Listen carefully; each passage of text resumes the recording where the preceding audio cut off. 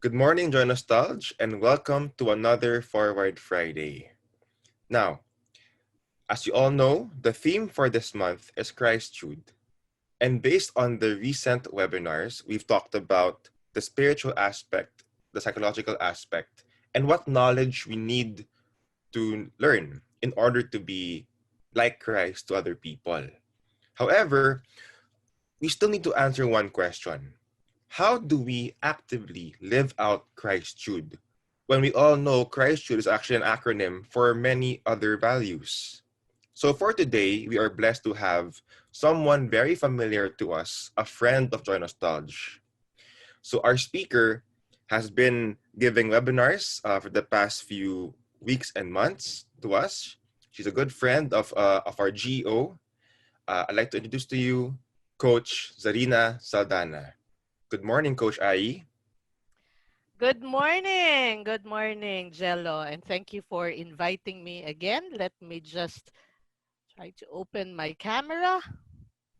There! Hello, everybody! Good morning, ma'am. Good morning, Jello. How are you? Doing well po, doing well. Okay, and how is Joy-Nostalg?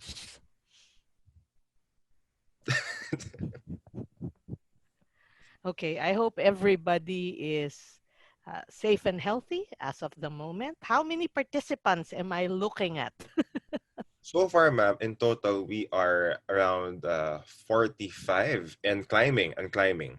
Yes. Nice, nice. Okay. Now, is it possible to request some of the participants to put their videos on so that I can talk to people?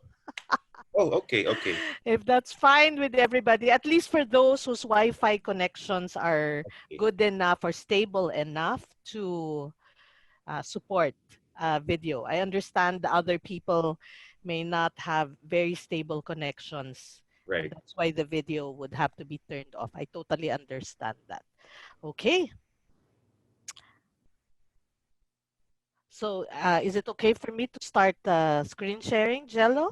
Go ahead, ma'am. The floor is yours. Okay, thank you.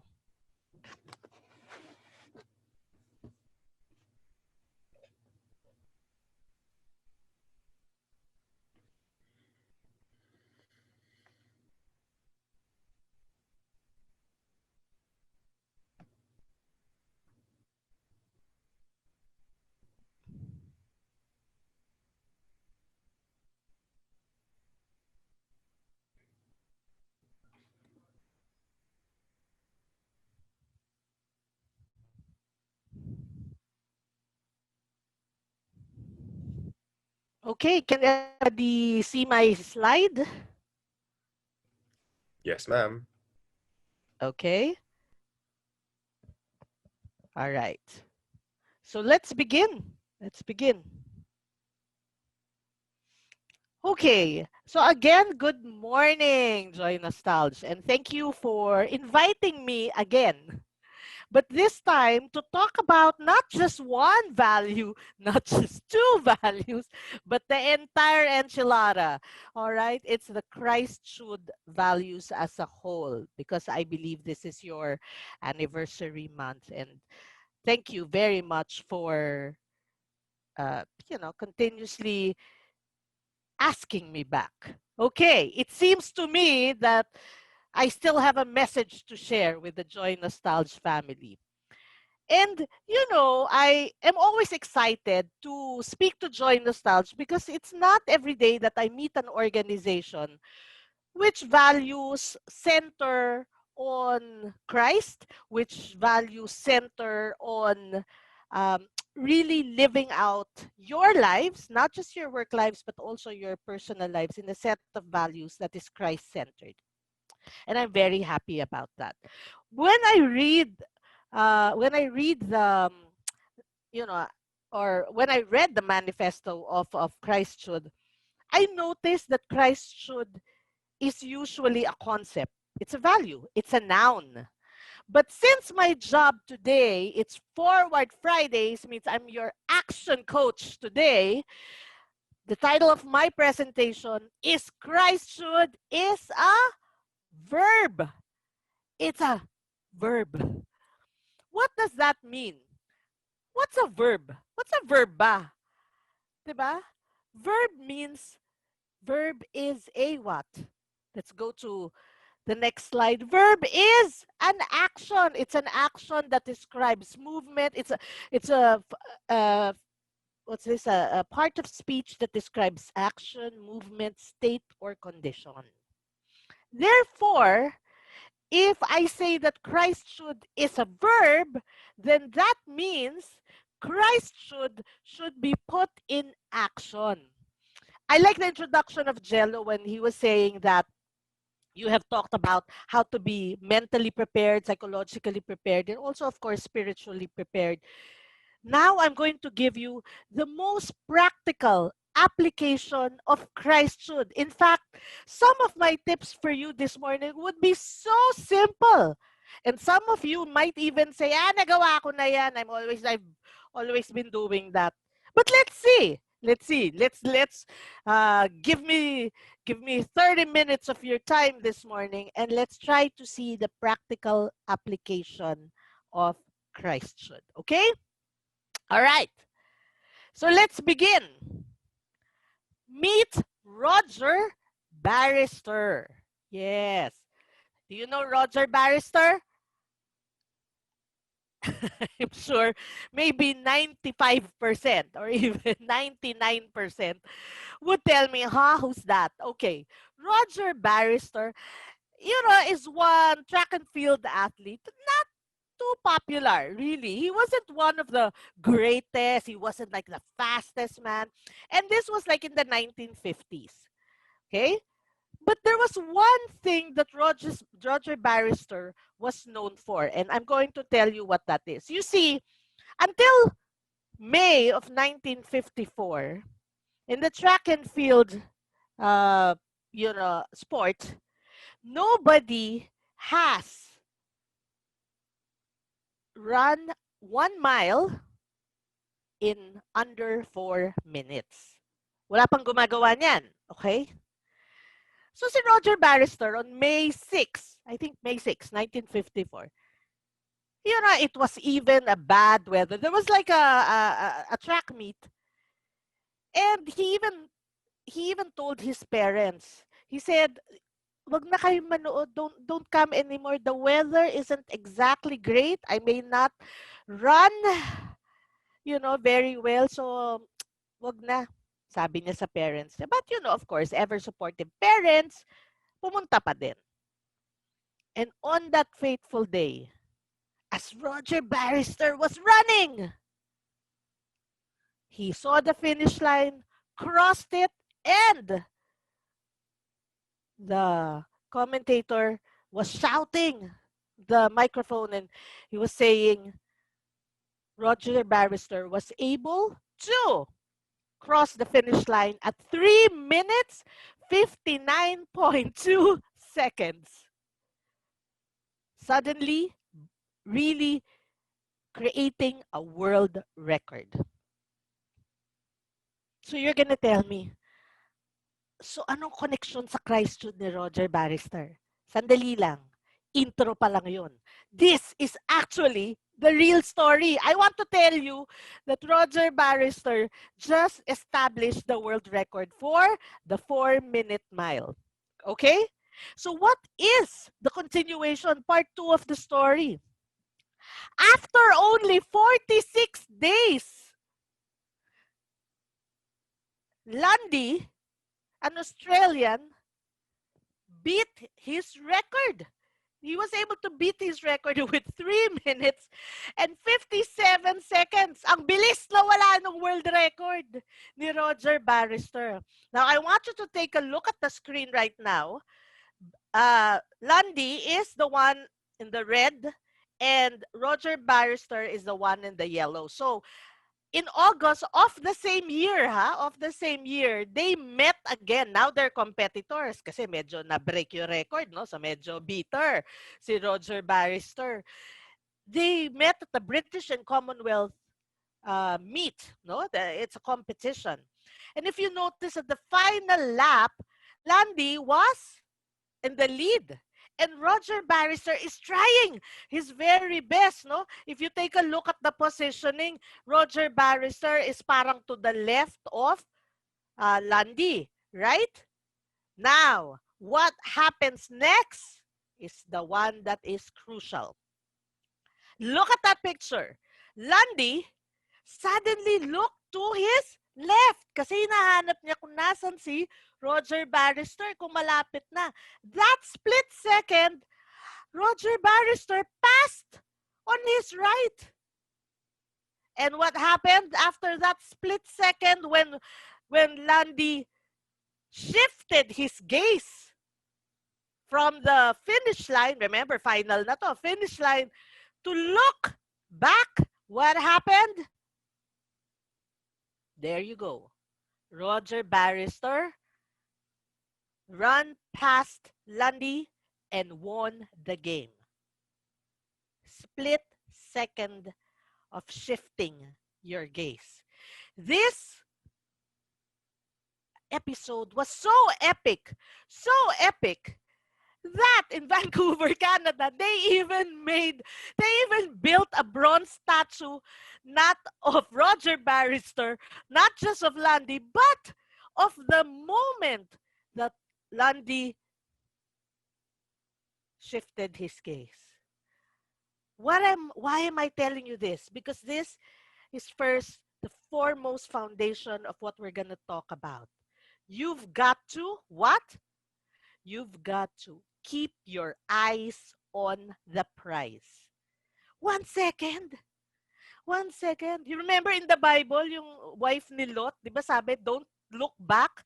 And when she looked back, she turned into a pillar of salt. O parang ganun din si Landy. Pag look back niya ng 1 second, he lost the gold medal.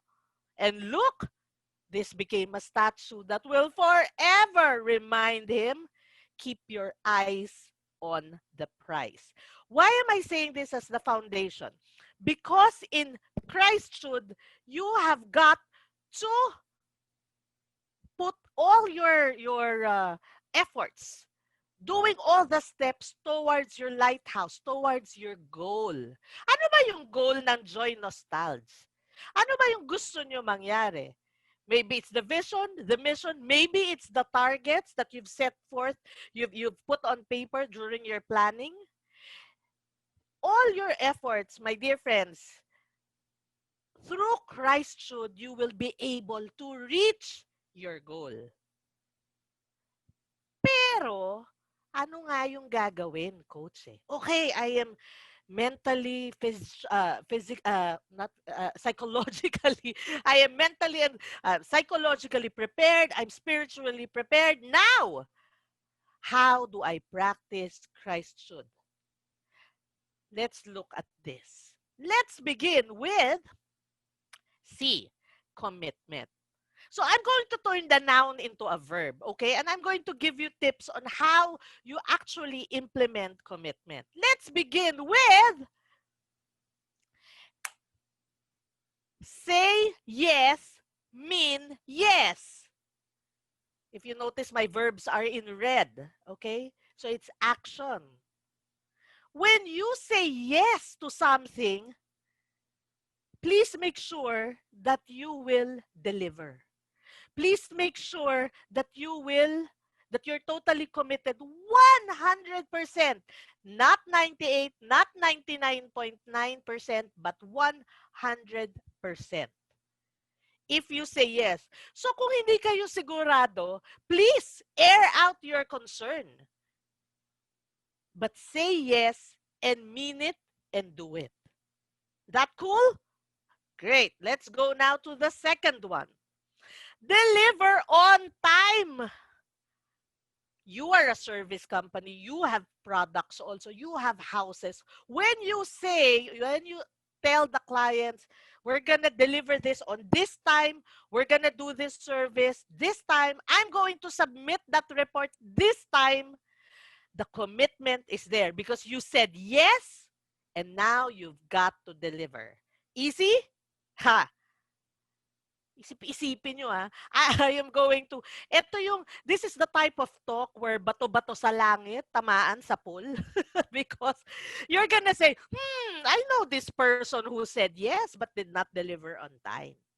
So this morning, I am going to shake you. Okay? I'm going to shake you with these applications of Christ should. So say yes, deliver on time, and then what's next? Of course, go the extra mile. Yung 100% na commitment nyo, baka pwede nyo naman pitikin na 100, 200, 510%. Go the extra mile. While because you want to retain your customers and you want to get them back for repeat business, you want them to refer.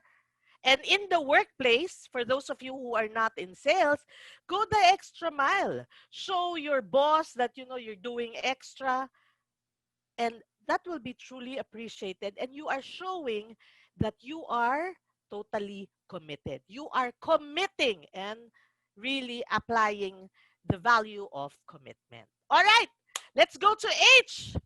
Happiness. I put everything there already because happiness, the concept of happiness is very easy. I want to be happy. Ganun lang, no? Kasimple. But how do you implement? So, take a look at all the pictures. Help a colleague. Diba? Help a colleague, with their report, maybe if they're feeling down, maybe, there's so much depression and negativity, cheer them up, make someone smile. And when somebody does something for you, kahit maliit lang na bagay, sabi nga maliit na bagay lang yun. But please remember, say thank you. Be grateful, have an attitude of gratitude. If wala kang mapasalamatan, walang tumulong sa'yo for the whole day, who do you think? Yes. I don't know if I have shared this with you, but in my family, I've always had that tradition. I've taught this tradition.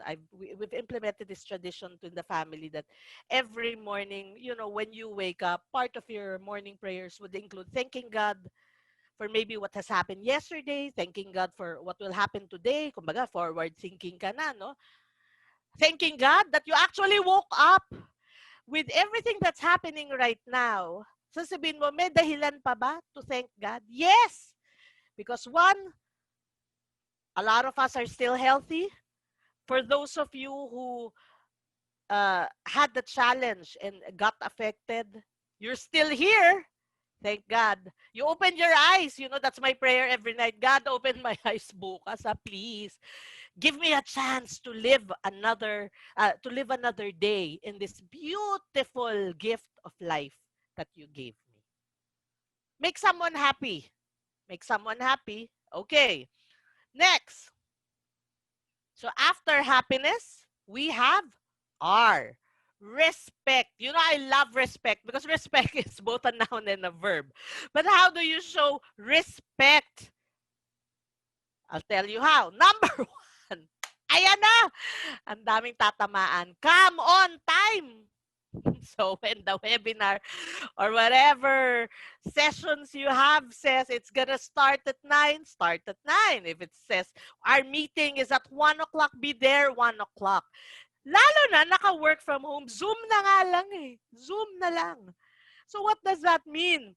You have to, okay. Jello, I saw two people raising their hands. Yes, sir. Yes, ma'am. Yes, ma'am. We do. Do they have a question? Sige po. Or uh, Guys, if you have questions, please feel free to type it down in the chat box. okay. And can you Thank just you. help me out, Jello, on that one if there's a Sure, question? ma'am.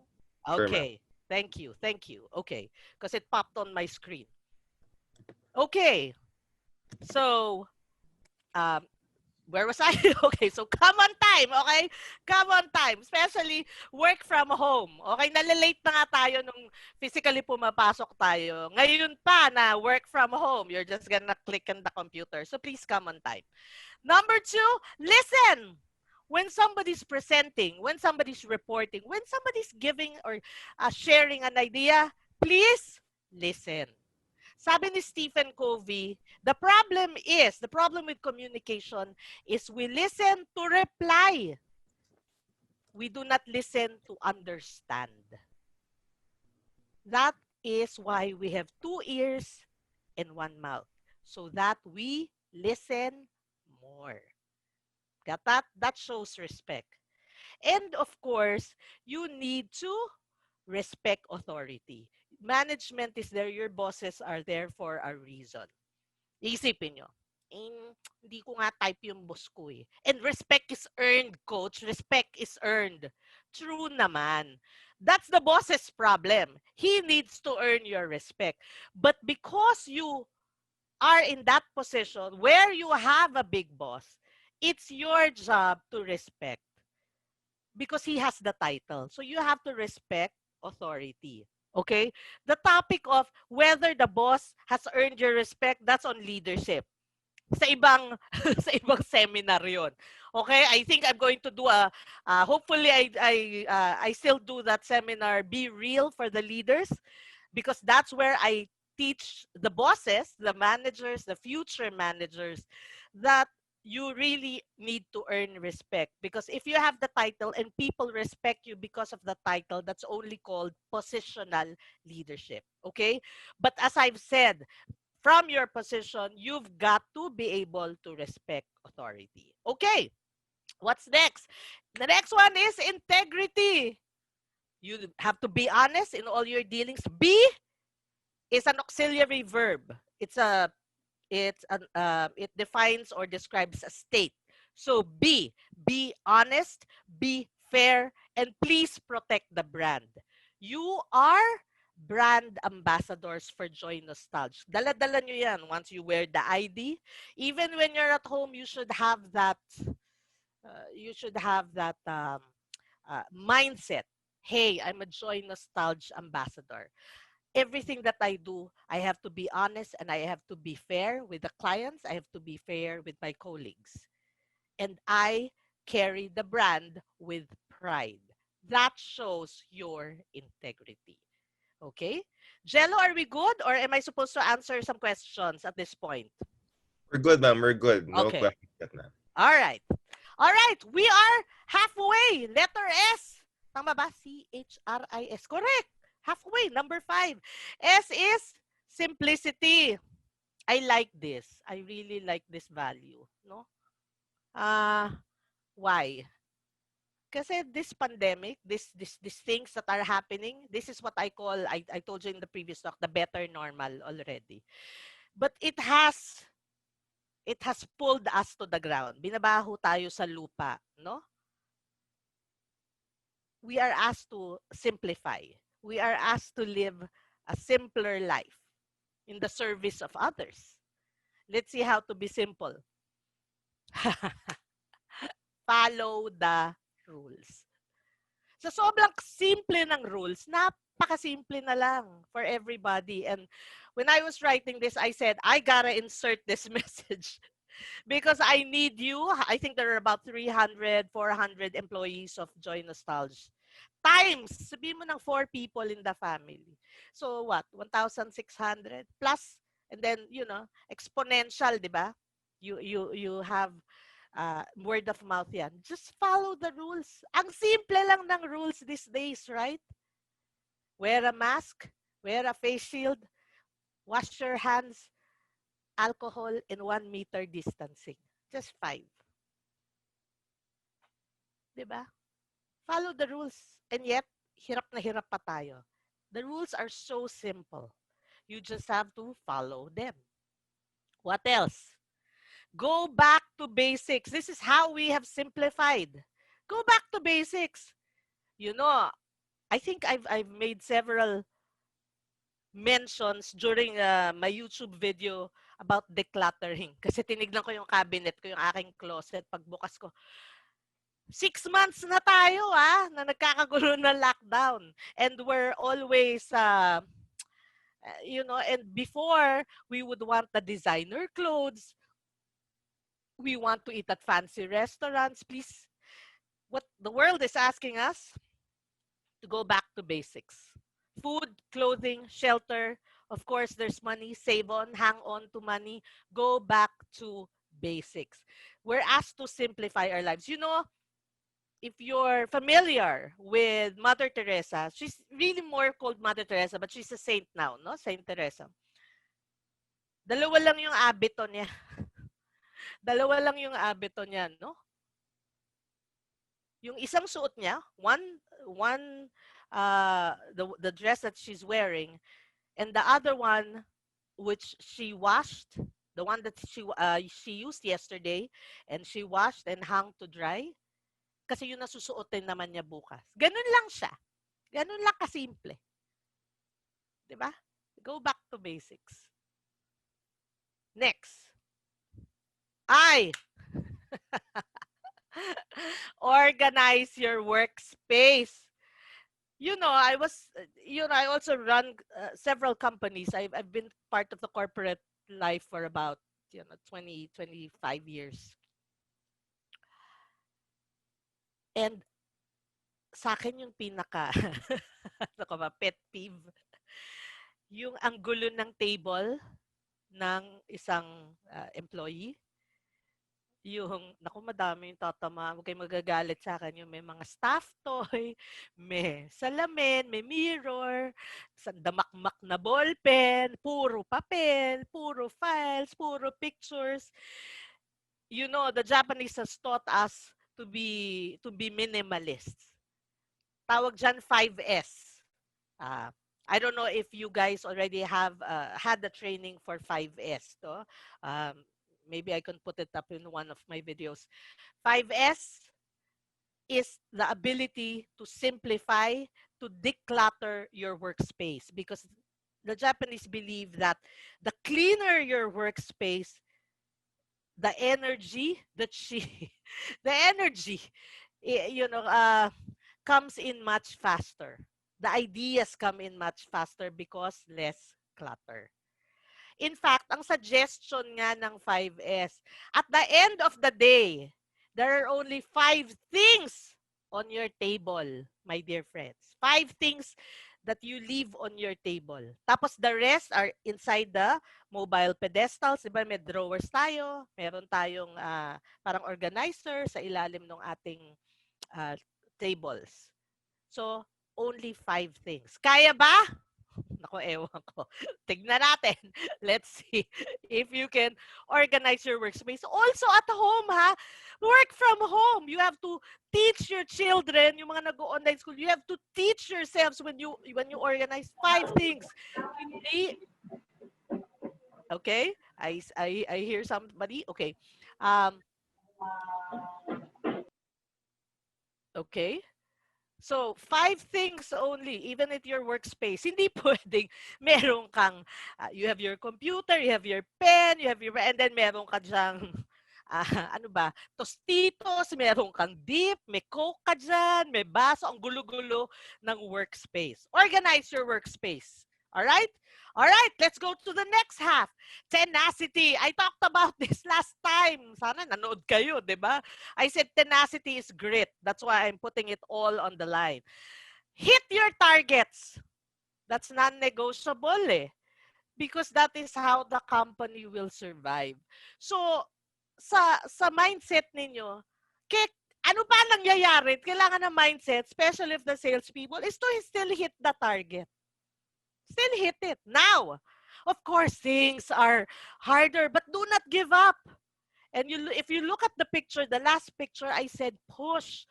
Push a little bit more because you may not know that you are just 3 feet away from the goal. Look at that golf ball. Ang lapit na, baka ang lapit na. Konting ano na lang, sabi, konting push na lang. Okay? Baka yung client na nag-iisip, konting push pa. And that will make a very big difference with your target. All right. Next one. Unity. Unity usually, you have the notion that unity is always about teamwork. Right? Yung parang hawak kamay, ganyan-ganyan kayo, together. Unity. Oo naman, totoo yun. Doing things in unison, doing things in harmony. But look at the first picture. What I want you to realize that unity does not mean that you will just sit down, watch from afar, and just be a spectator. No, I need you to contribute. Have a bright idea. Contribute sa discussion. Magsalita ka, mag-donate ka ng idea. Give, do your share. Hindi pwedeng, sige, bahala na kayo. And then everybody, basta united. Sige, kung ano na lang. Hindi ganun yun. You have to do something. You have to speak up. Don't be shy. Don't say, baka hindi naman bright yung idea ko. Hindi mo pa alam yun. Walang ganun. Ideas, brainstorm. Brainstorm. Number 2, set aside differences. Ayan. Pag nagmi-meeting, wala na yung, kasi hindi ako pwede magsalita kasi subordinate lang ako. Hindi, kasi mas matalino siya sa akin. Mas matagal, senior yan. Tahimik na lang tayo. Kasi 75 years na yan sa Joy-Nostalg. That's not how it works. You've got to set aside difference. You can't say, kaya ganyan yan kasi nega yan talaga eh. In the morning, nega na yan. Nega stars, I call them. No. Set aside differences. That's why remember kanina doon sa respect, listen. So don't make, sabi nga, di ba, magpa-promote ako. Sabi na Itbulaga, bawal judgmental. Huwag mo na kayo mag-judge. Magsasalita pa lang yung tao eh. So set aside differences. Why do we have differences? Siyempre, you are created. We are all created unique. We came from different backgrounds. We were brought up and educated differently. Iba-iba yung schools natin. Some were in private schools, some were in public schools. Some were in let's say Catholic schools, and some were in non-denominational schools. So iba, some were educated in the province, some were educated in the city. So iba-iba yung pinanggagalingan natin. Talaga namang may differences, but set them aside. Kasi nga unity. And then please, when you get out of a meeting, please support the decision. Support, whatever decision comes out of the meeting, please support. Yan ang unity. Yes, in the meeting, nagbatuhan kayo, nagbarilan kayo ng mga, there was a healthy exchange of ideas. There's a lot of brainstorming going on. But when you come out of a meeting, support the decision, whatever the decision is. If the decision fails, kung nga rin, nagkamali, mali yung diskarte, hindi kayo pwedeng hugas kamay. No Pontius Pilates here. Maghuhugas kamay kayo. Sasabihin, hindi ako yan eh. Hindi ko idea yan eh. Sila yan eh. Huwag kayo ganun. Because if you want to practice unity, the value of unity, you've got to support the decision. Okay? All right. So far, we're good. Let's go now to dynamism. For those of you who have attended my training of Who Moved My Cheese, it's all about dynamism. Why? Because we recognize that it's a changing world, that the world moves, the world evolves, the earth revolves around the sun. Everything is about movement. That's why we need to accept change. Itong nangyayari sa atin ngayon, accept change. Just like the leaves change color during autumn, you've got to accept change. This is it. Ito na tayo eh. So accept it. And then after you've accepted it, please move. Move with the change. Huwag yung, sige, dumating na lang yung change. Ayan. Diba? Remember? My last talk, I was saying, that's resignation. Yung nag-a-accept ka lang, pero wala kang ginagawa. You've got to move with the change. And how do you move with the change? Innovate. You're going to die if you're not going to innovate. Do you understand? You've got to innovate. You've got to have new and fresh ideas. Okay. Finally, of course, put them all together. C plus H plus R plus I plus S plus T plus U plus D. Excellence.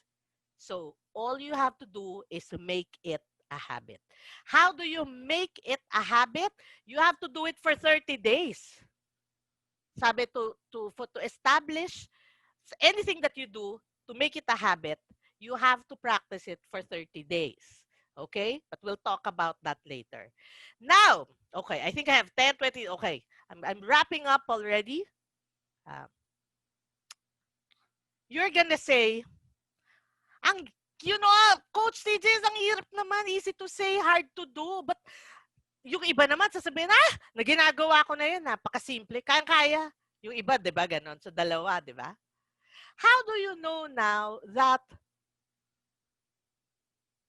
you're doing Christ should, and if you are doing already Christ should, that you are in the right direction? Sabi ko kanina, keep your eyes on the prize. As long as tinitignan nyo yung goal. As long as everything you do is towards the achievement of the goal. That's when you know Christ should works. But I'm going to challenge you, my dear Joy-Nostalg family. I'm going to challenge you, but I will begin first with the story so that you understand it. In the Bible, you remember this. Ito, very famous story to, di ba? Jesus starts to walk on water. You remember that story, right?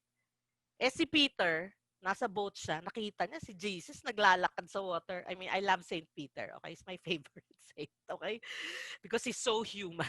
And Peter says, wow, Jesus, gusto ko yata yan. Parang type ko yung maglakad sa water, I like that, I like that. Pwede ba ako mag-walk sa water? Sabi ni Jesus, lika, tara, lakad. So, baba si Peter sa boat. Lakad siya, lakad siya. A few steps. Biglang may wind. Di ba? May wind. Gumalaw yung water. What did Peter do? Peter looked. Peter looked at the turbulent waters. Naramdaman niya yung gust of winds. Tapos gumalaw yung tubig. So, what did Peter do? He shifted his gaze from Jesus to what was going on around him, to the turbulence. He focused on the impossibility and took his eyes off Jesus, and what happened? He started to sink.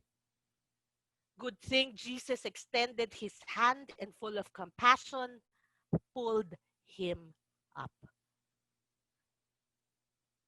Look at the picture of Peter now. Peter now is looking directly at Jesus. What is the lesson, my dear friends? Keep your eyes on Christ. Keep your eyes on Christ. What does that mean? The goal now of Joy-Nostalg should always be Christ-centered. And the way to have a Christ-centered goal is obviously Christ should. That's why I love your company, because I already know that your goal is Christ-centered and it's to the service, of the greater good. And you're just using Christ should to go towards the goal. So it's the same. It's not now all on profit. It's not all on selfishness, but now it is in the service of others. Christ should now has to be given, just like Jesus, to pull other people up with compassion. Just like what Jesus did with Peter, pulled him up, that's what we need to do. We need to pull each other up during this time. We need to pull each other up to activate the Christ should values in our company and, of course, in the service of others. We are one as a community. The community that you have in your homes, the community that you have in your companies, in your departments, the bigger community, the ones that we help out outside the greater public, our country, the world. We are one as a community. And if we only realize that, then we will be able to go through whatever we're going through. We will be able to totally implement Christ should values in a Christ-centered goal in the service of others. Keep your eyes on Christ. Do not shift. Do not focus on the impossibility, but focus on the eyes of the ones who gave all of this to us. And so, to end, I am going to give you a 30-day Christ should challenge. Everything that I've said, please be accountable to each other. Sabihin mo sa kabila, uy, Christ should challenge tayo. Ano ba ngayon? August 20? What's the day? 27 yata? 28. 28 30 na. days. 28 ba? Okay. August 28. So 30 days. September 27. Something like that, right? 30-day challenge. Practice the Christude values. The things that I've told you. Tignan natin sino yung mga malilinis ang lamesa. Tignan natin who comes on time. Tignan natin who delivers on time. Tignan natin who contributes and gives us bright ideas. Do the 30-day Christude challenge. And I wish all of you the very best. Thank you. Thank you, Coach Ai. Thank you so much for your talk, no? Uh, you know, what also struck me about your talk was how you said that Peter was your favorite saint because he was so human. Diba, when you say Christude to be like Christ, it Mm-hmm. seems so high, diba? It's so hard to be like Jesus. And Peter is an example. He had an attitude problem, diba? Masungit daw siya, madaling magalit. He tried to walk on water, but he was doubtful, kaya he slowly sank, diba? And he even denied Christ 3 times. To Yeah. diba? So, Yeah. ang dami niyang pagkakamali. But still, throughout his life, he kept trying and trying and trying. Up to the point that Christ even gave him the keys, symbolically. Yes, yes. Huh? Alam mo, favorite ko talaga yan si Peter eh. Yeah, yeah, yeah. Delo, for those of you, may mga hirit kasi si Peter sa Bible na nakakatawa, 'di ba? Meron pa siya yung you So remember human. yung washing of the feet. 'Di ba? Oh, Ayaw niya una magpawas tapos biglang sabi, sige, hindi ka pupunta sa kingdom of heaven. Ganun ba Jesus? O sige, pwede ba pati yung hands, pati yung oh, diba, I love Saint Peter because he was so human talaga. And it's right, like right. us, lahat tayo. Yung pagkakamali, yung mga hirit natin, baka pwede, Jesus, baka naman pwedeng, tanggalin mo na itong nangyayari sa atin. Jesus, di ba? Yung mga ganyan, Christ, please, no? But Uh, what I like about it is the acts of Christ is always done with compassion. I love that when I was reading it and the phrase was he pulled him up. And that's what we need to do. But remember, my dear friends in Joy-Nostalg, for somebody to pull you up, what do you need? What do you need to do? You've got to raise your hands. Diba? You've got to raise your hands para hataking ka. And pagtaas ng kamay is an act of surrender. Not giving up. I'm just saying, telling God, you know what? It's in your hands. You've got to pull me up. You've got to pull me out. Okay? All right. okay. Thank you, Coach Ai, no? And I'd like to invite our panelists to on their videos. And also, thank you, Coach Ai. And I'd like to introduce my co-MC, si Sir Benji Acuerdo. No? So Sir Benji is with us today. Yeah. Siya po yung Morning, naka-jacket. Coach. He is the Procurement Management Department Head for Construction. So, good Oh. morning, Sir Benji. What are Good your thoughts morning. Good morning. on the talk? Yeah. Actually, I was stuck with the. Good morning, Coach. Sorry. Good morning. Sorry, I'm just gonna. Morning. Okay, allow me to sit down, people. Okay. All right, because I've been standing up. Okay, go ahead. Okay. I was stuck with the two things actually: commitment and happiness. When you said that on the commitment, to go an extra mile. Go on an extra mile. Okay. I write it down here that because I believe that once you go out of your way to solve somebody's problem, they will go out their way as well and help you achieve your goal.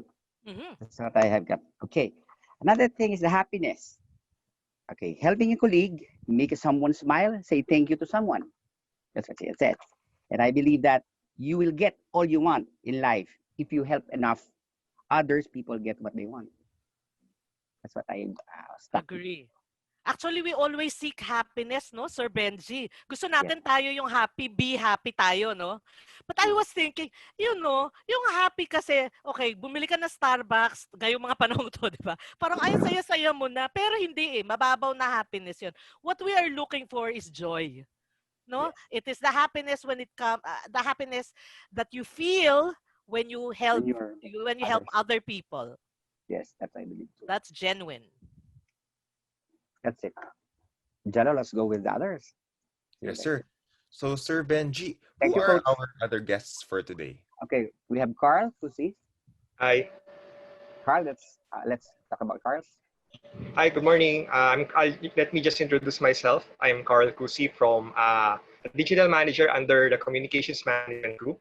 So part of my job is manage our social media channels and soon our websites. So what I like, some of my key takeaways from the discussion of Coach TGS. The first one is the importance of focus or keeping our eyes on the prize. So I like the story of Roger Barrister. So that really struck me. And another thing I like about the discussion is how the things or the verbs are simple yet practical. So things that we can actually do on a daily basis. So I think this the 30-day challenge won't really be yeah, maybe it's a challenge, but since the verbs are very simple and practical, I think everyone can do it. Like simply coming on time or making someone smile and follow the rules. So perhaps what I like the most about those verbs is, or something that I have to work on is organize my workspace.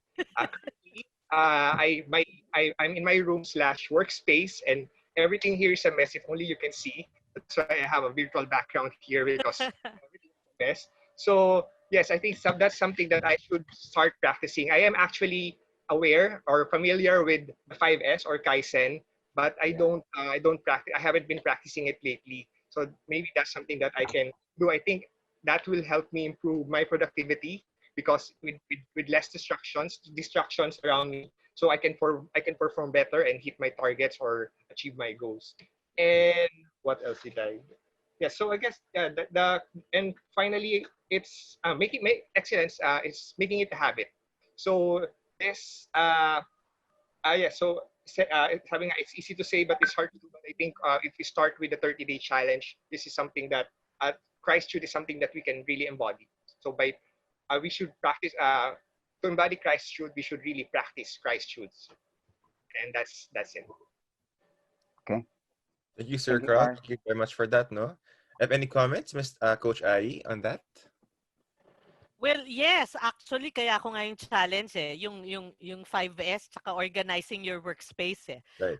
Alam kong a lot of you matatamaan ano because of that. You know the very simple act of, like, if you're in the office or even in at home, the simplest act of putting your chair, yung pinapasok sa lamesa.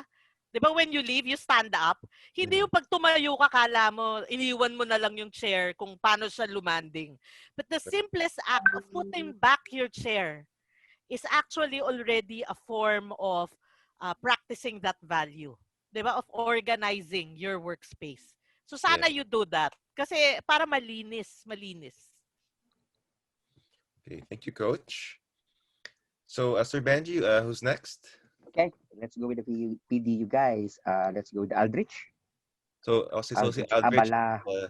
right. So, Aldrich Abalan is a sales manager team head from the PDU. Yeah. Welcome, Sir Aldrich. Hi. Ay, Rinig naman ako. sales! Hi. Gusto ko yan, sales! Okay, go! Morning, Aldrich. Hit your target!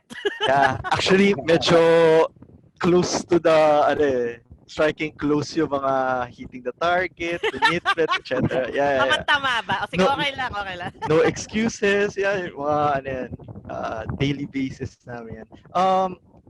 Actually, I really like the topic na actually, dahil na yung first part. Pero, habang sinasummarize ko siya sa akin, sa sarili ko, I think what really strike me is that I guess what you practice is what you are. So basically, if you practice this, eventually people will say na, he has commitment, he has respect, he has integrity, he has simplicity. So if you don't practice it, whether you say na, I have commitment, I have respect, people will not get it kasi they don't see it in you, or you don't practice it very often. And isa pa is, the slides mentioned na you have to focus on the goal or the prize. For me, I always ask the next question is, then therefore the goal has, or the prize has to be very clear. So kumbaga, you have to really define it so that people can really visually set their eyes on the goal. That's why it's a vision, diba? You can actually see it. So if you can't see it, if it's not technically parang realistic or what, it's very hard for people to really go all in on the goal. Yun yung para sa akin. And then yes, you have to practice Christude. It has to be a habit. That's uh, part of yung ano ko first statement on I have to practice it. So ang sa akin parang it does not need to be um parang pilit na parang I have to do this, I have to do this. Eventually it will come out naturally if you are really kumbaga serious about it, and if you really are kumbaga in your heart gusto mo talaga siyang gawin. So it will come out naturally. Yun lang. Thank you. Okay, can I comment on Okay. that, Jello? Go ahead, ma'am. Go Okay, ahead. okay. Two things. I like what you said that whatever you practice, it will be, kita naman eh, di ba? It will be seen, right? And I'm addressing everybody here. Di ba meron tayo, kung nga may project, tapos sasabihin mo, oy, sama natin si, kung nga sama natin si Jello, sama natin si Aldrich, kasi committed yan. They will deliver. So you are known for something. Diba? May mga taong ayaw natin isama. Bakit? Naku, laging late yan. Naku, laging hindi magsasubmit yan. Diba? So, ang pangit if you are known for not practicing the values. The second one is about you're saying, paano pag hindi clear yung goal? Kaya nga from the very beginning, clarify. Remember, then you go back to how do you make goals? How do you establish goals? Kaya nga 'di ba SMART? Your goals have to be specific, measurable. You know this stuff, right? Para in the beginning, alam nyo na kagad. Kasi kaya nga may A dun eh, attainable. Hindi siya dream. It's a goal. So sa simula pa lang, maybe not all of you will be able to see the vision. Bakit yan ang goal? Ang taas-taas naman, hindi ma-realistic. Baka ikaw yan. So you have to take a look at it. Bakit ba sinet yan? Because I'm sure if the goal was set by management, they have an idea how to do it, why they want to do it. So you have to take a look at it. That's why I always suggest to everybody, don't just stay on SMART goals. Make them smarter. Smarter. Alam nyo na yung S, di ba? Specific, measurable, attainable, relevant, and time-bound. Pero bakit sa Coach TGS smarter? Kasi dapat exciting yung goal. Kasi kung kayang-kaya nyo kunin yung goal, walang kakwenta-kwentang goal yan kasi parang alam nyo na yun na makukuha nyo. So, dapat medyo mahirap. Dapat make it exciting para rewarding yung goal ninyo. Kasi kung madali lang, 'di ba? Sabi pag madali lang ligawan yung isang girl, madali lang, easy to get ang tawag sa mga babae na napakadali. Bigyan mo lang ng Starbucks kayo na. Hindi pwedeng ganoon. Dapat medyo mas exciting, medyo mas merong may thrill, no? Medyo mahirap, no? Yan ang lagi ko sinasabi with my sales team sa Aldrich. Kailangan medyo mahirap para mas rewarding sa dulo. Okay? Hey. Right. Thank you, Coach Ai. Sir Benji? Yeah. Okay, like the word smarter. Okay, thanks, Coach. Next, go on with Rachel. Last ones we have. Hello po, Coach. Good morning. Morning, Rachel. Ayun po. So, Miss Well, Rachel is the PDU account receivable yes. officer. Okay. Yes po. Thank you, Sir Jello. Bali yung takeaway ko po sa topic natin today, actually, ang nag-strike sa akin, Coach, is yung nabanggit mo na yung mga small things, parang maliit na bagay lang naman yung mga help natin. Kasi parang through our daily experiences or yung sa mga araw-araw lang natin na ginagawa, yung small things kasi, when they accumulate kasi, they become a part of a bigger something. Parang ganun po. So parang nag-strike sa akin na, oo nga, parang pag looking back, yung maliliit kasi na bagay na ginawa mo nun, yung effect niya kasi pagsama-sama siya, it tells you yung parang result nung pinaghirapan mo, mga ganyan. So parang start ka lang naman, di ba sabi nga nila, we can start on baby steps. Hindi naman pwedeng takbo ka kaagad, parang ganun. So baby steps ka muna until you reach yung goal mo. So yung sa 30 days, Coach, na parang yung challenge nyo sa amin, parang ano siya, parang sa akin, ang ano ko lang din doon, ang thought ko sa kanya is, kapag kasi naging habit mo na yung isang bagay, it defines you. So kung pinapractice natin yung Christude, every day or lagi natin siyang nasa isip. So on all actions that we do, it will become who you are. Para ma-adapt mo kasi siya, ma-absorb mo. Kasi habit mo na siya. Parang pag naisip mo tong gawain to, kailangan may commitment, kailangan nakakatulong, nakakapagpasaya hindi lang sa sarili mo, pati sa ibang tao. So, magiging ikaw yon yung values na pinapractice mo kasi. So, parang, yun yung para sa akin. Parang gawin mo siyang make your habits actually kung hindi man habit mo yung Christude pa ngayon, parang if you make it a habit, it will make you'll define yourself parang po sa ganun. Tapos out of dun po sa, di ba binrake po natin yung si Christude, kung ano po yung laman ng Christude values po natin. Ang parang pinaka ano po sa akin sa kanya parang pinaka nagstay po talaga is yung simplicity tsaka dynamism. Parang kasi everyday life natin, magagamit natin talaga siya. So, simplicity in all personal man or family life or sa work. Parang pag simple lang kasi focus ka dun sa goal mo. Pero syempre nga po, sabi niyo dapat exciting yung goals natin. So, yun po. Tapos yung sa dynamism naman po. Kasi, di ba, in terms of situations natin ngayon with the pandemic, sige, nagkatrabaho po tayo, syempre we follow the rules din po. So parang yung innovation, yung sa end po na sinabi niya sa description ng dynamism natin, yung pagiging innovative natin in this trying times. Like yung iba na nakikita natin, nag-work ngayon tapos may mga sidelines pa. So parang in a way, hindi ka lang nag-work. So mas may marami ka pang ginagawa. So parang yun po yun for me, Coach. That's all po, sir. Okay po. Okay, thank you, Miss Rachel. Thank you, sir. Okay, well, what do you think about Coach I? I totally agree with Rachel, no? I totally agree. Alam nyo, simulan nyo yung day nyo. Actually, kaya nga Christude in a way eh. Yes, Because you opo. don't have to parang, kung wari, pumasok kayo on time. Hindi niya sasabihin, pwedeng, ayan, commitment. Na-check ko yan ngayong araw na to. You made somebody, H, naka-H ako. Hindi ganun eh. In the morning, you wake up, you say, thank you, Lord. Nakaisa na kayo. Tama? Diba? You go to your wife because, she's also working from home but she still cooks for you. Right? Tapos ang gulo-gulo nyo, nandun kayo lahat sa bahay. Dati siya lang mag-isa. Diba? So she works. So you say, thank you to your wife. Very simple things. Very simple. Very simple. And tama ka, it becomes who you are at the end. Diba? Magbabago eh. Magbabago. And you'll be happy because you'll see the change in you. Thank you, Coach. And Sir Benji, could you introduce our final panelist for this morning? We have Miss Chan, Lyra. Yes po, Lyra. Good morning, Lyra. Good morning po, sir. Good morning, Coach. Good morning, Jeff. Lyra. So Lyra is from the FDU. She is a project officer. So good morning, Lyra.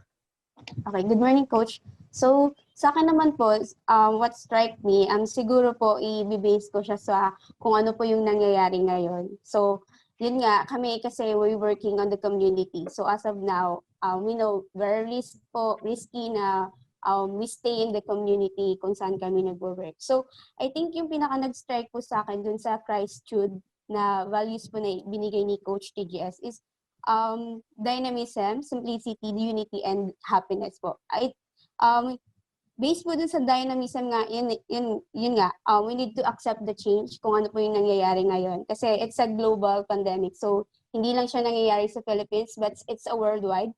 So, hindi lang dapat yung buong mundo yung mag-accept nun, but also, dapat yung ikaw mismo sa sarili mo, accept mo yung change na hindi mo na magagawa yung mga normal na ginagawa mo. Kaya, yun guys, siguro meron tayong sinatawag na new normal. So, eto na yung modern day natin ngayon because we have this pandemic. And also, if we accept the change, we need to move with the change. Hindi pwedeng na-stuck tayo doon sa pag-accept lang na change without doing something na mag-create tayo or mapupunta tayo dun sa being an innovative person. So, eto na yung innovation. So, how we can do our work na without in contact with the community. So, eto na yung innovation na pumapasok. So, we have technologies, we have different na mga bagay na pwede nating gawin. Just na magkaroon ng communication with our beneficiaries or clients po. And also nga po doon, in connection with this dynamism, also, yun nga, we need also to contribute. So, kung hindi tayo makakapag-work dun sa community, ano ba yung mga pwede nating gawin to contribute also to the goal ng Joy-Nostalg or ng community na meron po tayo. And also nga, with that contributing po, yun nga, if madami tayong meetings po na kinakonduct also, set aside nga po yung differences. So yun nga, Coach, kung sabi nyo, hindi naman po lahat galing sa isa-isang school, iba-ibang behavior pattern po yung meron tayo. So if someone's talking, listen,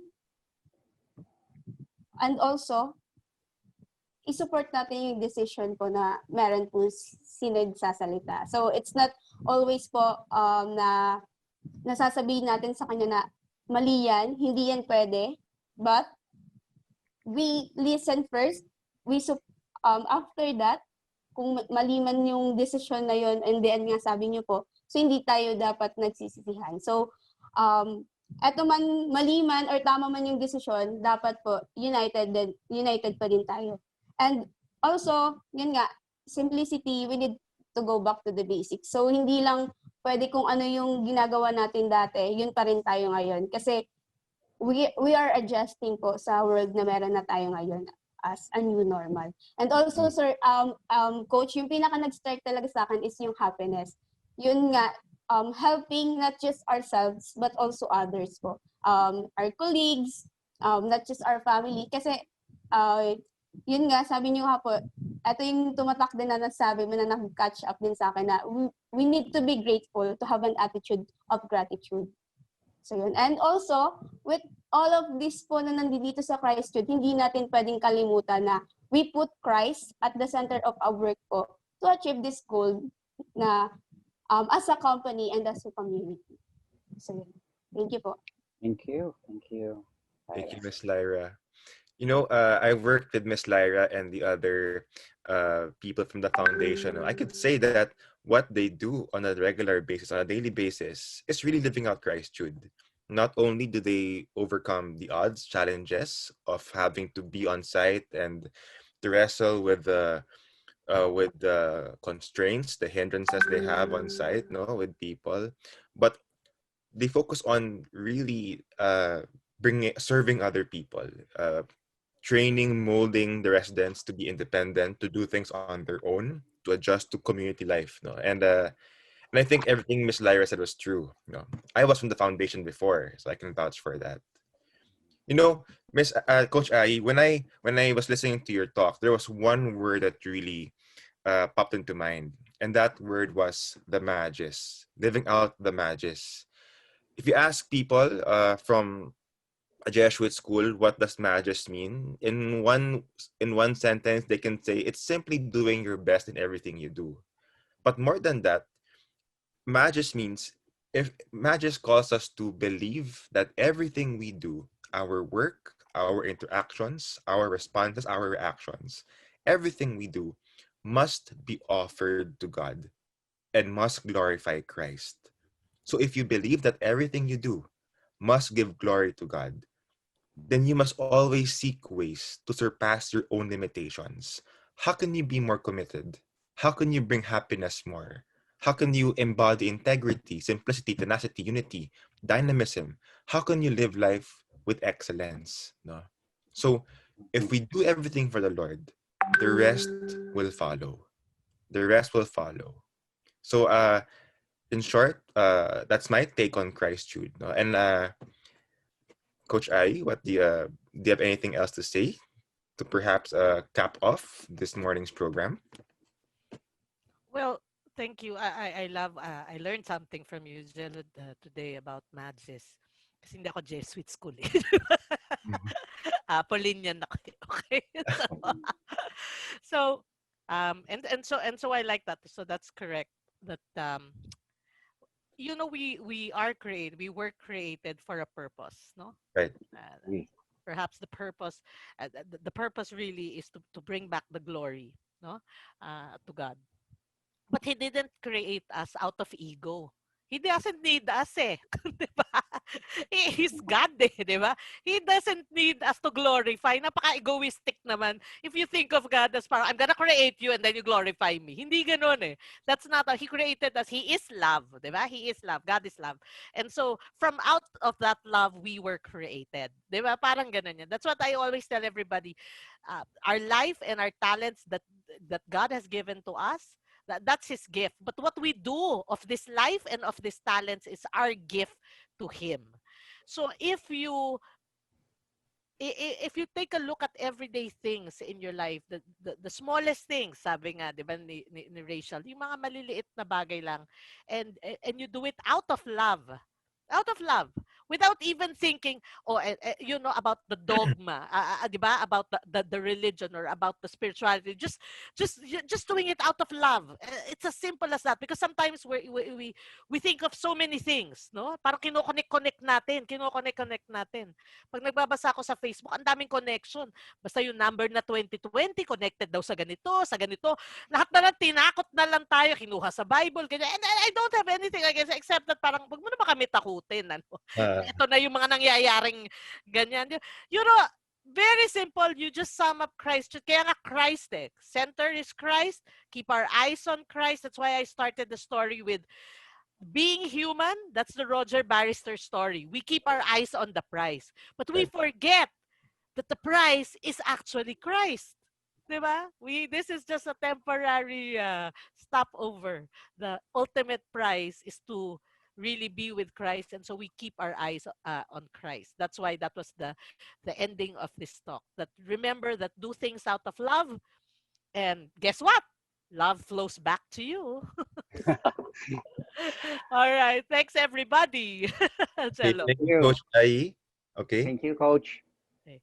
Can I'd like I, are we done already? Are we about to wrap up, Zello? Yes, ma'am. We're about to wrap up, ma'am. Okay. Pwede bang mag-promote? Can I show something to everybody? Is it that all Sure. right? Sure, ma'am. Okay. Go ahead. Go ahead. All the 80 participants. Okay, let me see. Just one short one. It was actually my last slide, and I just like to invite everybody. Okay, let me just go to the last slide. Okay, just give me a sec. I'm just gonna go to the last slide. Okay. So everybody, I'm very active on Facebook and on Instagram also. Please follow me, and please be my friend. Send your message request, friend request pala. And I'm really promoting my YouTube channel. Please subscribe to Coach TGS. And the reason why I'm really pushing for this is because I think it came out yesterday. You know, I talked about my failures. Okay? It's not usual that I talk about it, but that's the title of the video now. It's about bouncing back from failures, and I think it's very important. I also have top 10 reasons to write a book, because as some of you know, I've written a book, Lead and Be Led, which hopefully some of you would be able to get a copy of. And finally, for Aldrich and everybody, how to hit your sales quota this year. It might help you out. So please subscribe. Don't just watch it from Facebook, but please subscribe. Yan naman that's the help that I will ask from you also. I hope that you find it in your heart to also please support me through the YouTube channel. So thanks, everybody. Thank you. Thank you. Thank you, Thank you, Coach. Coach Ai, for that. We will support. Thanks, Thank you. Coach. So once again, I'd like to thank Coach Ai for always being available for us, no, to always guide us in our journey of becoming better people, becoming better workers, no. And thank you also, Sir Benjamin, Miss Sure. Lyra, Sir Carl, Sir Aldrich, Miss Rachel, for being with us this morning. So I hope to see all of you once again next Wednesday, as we have our next Wellness Wednesday webinar. So I wish all of you a good morning, a wonderful day ahead, and a restful weekend ahead. So bye, everyone. Have a nice day. Bye. Good morning, Coach. Good morning. Bye. Bye. Thank you. Thank you. Bye-bye. Bye. Bye-bye.